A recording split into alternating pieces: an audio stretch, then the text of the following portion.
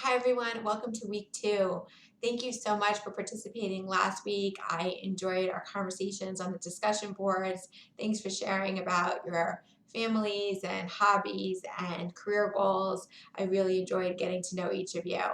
Also, thank you for submitting the week 1 assignments. If you have not submitted, please do so. It's better to stay on track from the beginning of this course because once you fall behind, it's a little bit hard to catch up. So I recommend submitting those assignments whenever you can or as soon as you can. Okay, so heading over to week 2.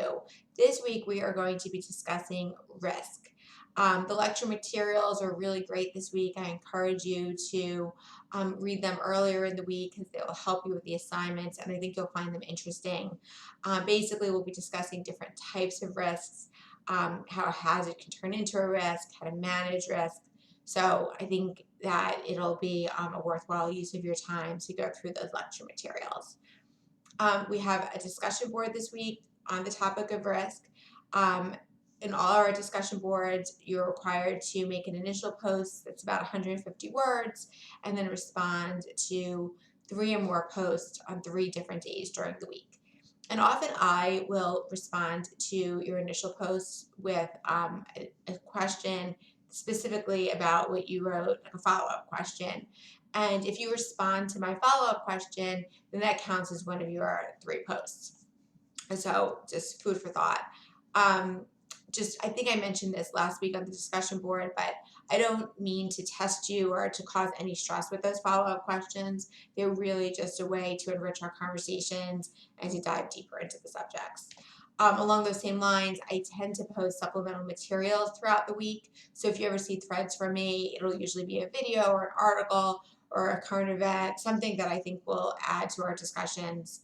We won't be specifically tested on them, but again, it'll help with your understanding and hopefully give you a better learning experience. Okay, so that's the discussion board for this week. For the assignment, the first assignment I wanted to mention is the portfolio project.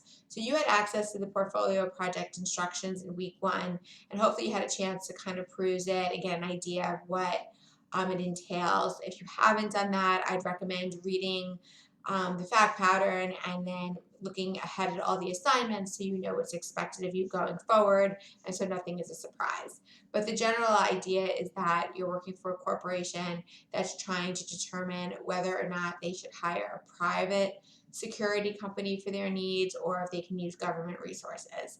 And that's the idea behind this assignment, is to analyze that issue. For the first part of the assignment, it's due in week 2, and it's actually just another discussion board. And on this discussion board, again, this is in addition to our normal discussion board. On this second portfolio project discussion board, you will be answering 2 essential questions that are listed, and you'll be drafting an essential question.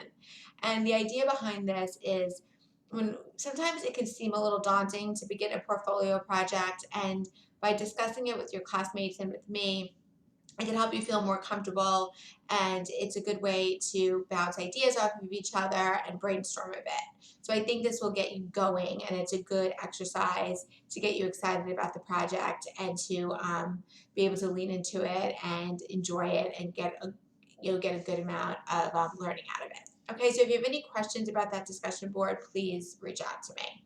Okay, the next assignment, sorry, I'm just looking at my notes, is an activity on accessing risk. So you'll see on Blackboard there's an activity on risk, and there's a video to watch and a question to answer about the video, and then there's also an article that's provided and some bullet point question prompts to answer about the article. So I think it's pretty straightforward. Take your time with it.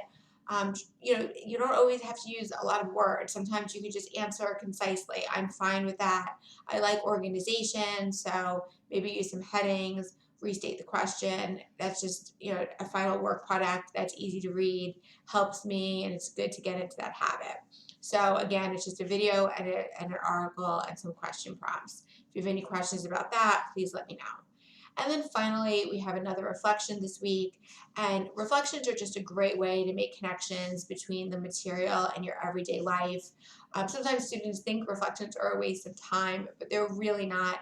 The connections that you make and stepping back and making those connections can make all the difference. So please take your time on them. I always read them and I enjoy reading them. And if you have any questions about this particular reflection or reflections in general, let me know. Okay, so I think that's it for week 2. I am available for questions anytime. I look forward to working with you, and I will see you on the discussion boards. Thanks.